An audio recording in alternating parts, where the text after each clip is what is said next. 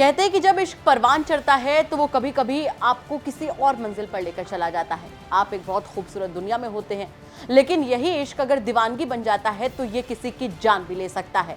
कैसे एक प्यार में डूबे शख्स ने अपनी प्रेमिका को मौत के घाट उतार दिया और किस बेदर्दी से उतारा, किस वजह से उतारा, यही आज की हमारी द बिग क्राइम स्टोरी। नमस्कार, बहुत स्वागत है आपका यूपी तक में। मैं हूं आपके साथ गौरांशु श्रीवास्तव। आप देख रहे हैं हमारा खास कार्यक्रम the big crime story. The big crime story में आज कहानी आपको गाजियाबाद के नंदग्राम क्षेत्र की सुनाएंगे, जहां पर 17 सितंबर को एक महिला का शव मिलता है। 30 से 35 साल के बीच की जो महिला होती है, इसके शव के बाद में सनसनी फैल जाती है, क्योंकि इस पर कई बार किए गए थे, कुल्हाड़ी से कई बार थे, जिसके बाद में पुलिस के भी इस तरीके से बॉडी को देखकर होश उड़ गए थे। ऐसे में सवाल ये था कि आखिर इस महिला को मारा किसने। सवाल ये था कि इस बेदर्दी से महिला को मारने वाला जो कातिल है वो आखिर है कौन। तो इसकी तह तक जाने के लिए पुलिस ने जी जान लगा दी, और जब सच सामने आया तो वाकई चौंकाने वाला था, क्योंकि इस महिला का कातिल कोई और नहीं बल्कि इसका प्रेमी नदीम था। आशा देवी नाम की इस महिला को नदीम ने सिर्फ इस वजह से मौत के घाट उतार दिया क्योंकि उसे शक होने लगा था कि उसकी जो प्रेमिका है उसका किसी और के साथ भी अवैध संबंध है। गाजियाबाद के नंदग्राम थाना क्षेत्र में बीते 17 सितंबर को हुई 35 साल की महिला की हत्या के मामले पर पुलिस ने चौंकाने वाला खुलासा किया है। महिला की हत्या उसी के प्रेमी ने की थी। प्रेमी को शक था कि महिला के किसी युवक से अवैध संबंध है। आरोपी ने महिला को सोते वक्त कुल्हाड़ी से वार करके मौत के घाट उतार दिया था। प्रेमी को फिलहाल गाजियाबाद पुलिस ने गिरफ्तार कर लिया है। आपको बता दें कि आशा गाजियाबाद के नंदग्राम इलाके में अपने पति से अलग एक किराए के मकान में रहती थी। पुलिस ने महिला के प्रेमी नदीम नाम के युवक को यूपी के मुरादाबाद से गिरफ्तार किया है। आपको बता दें कि बीते कुछ दिनों से वो महिला पर शक करने लगा था कि मृतका का किसी और व्यक्ति से भी अवैध संबंध है, क्योंकि जब भी नदीम महिला आशा को फोन करता था तब उसका फोन बिजी आता था।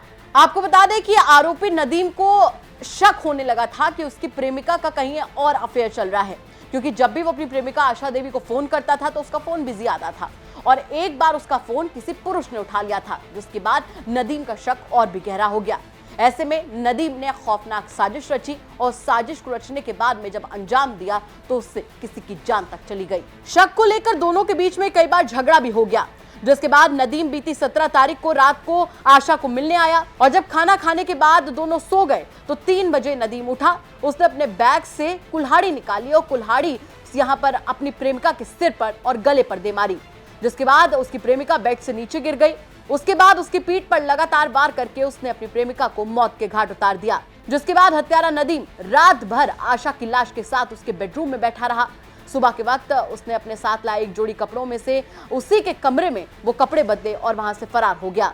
फरार होते समय वो घटना के बाद खून से सने कपड़ों और कुल्हाड़ी के साथ महिला का मोबाइल और वहां रखी ज्वेलरी भी ले गया।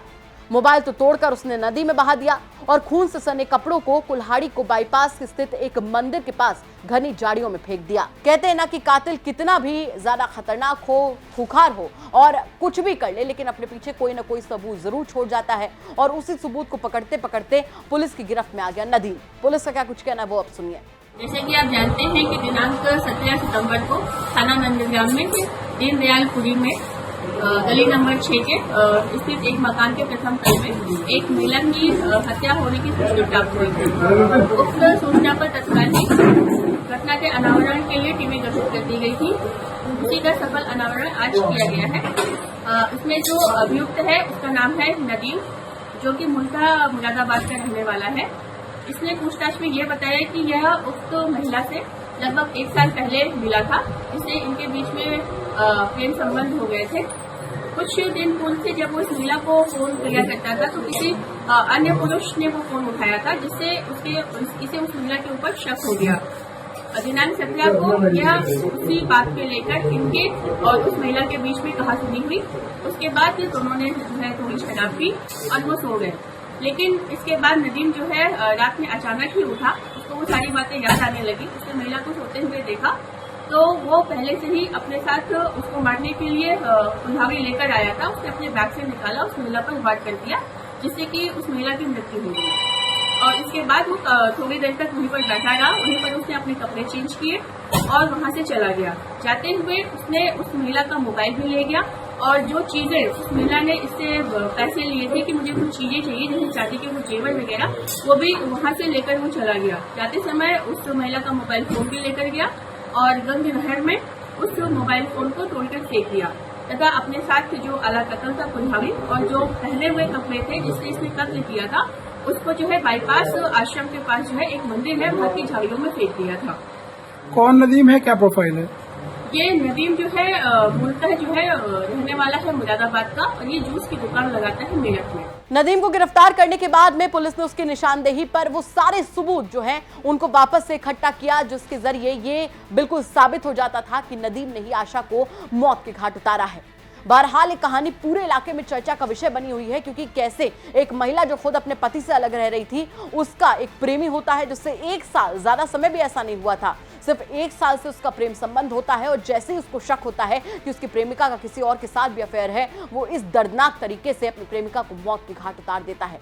सवाल यहाँ ये खड़ा होता है कि क्या शक इतना बड़ा बीज बो देता है इंसान के मन में कि वो किसी की मौत पर भी आमादा हो जाए।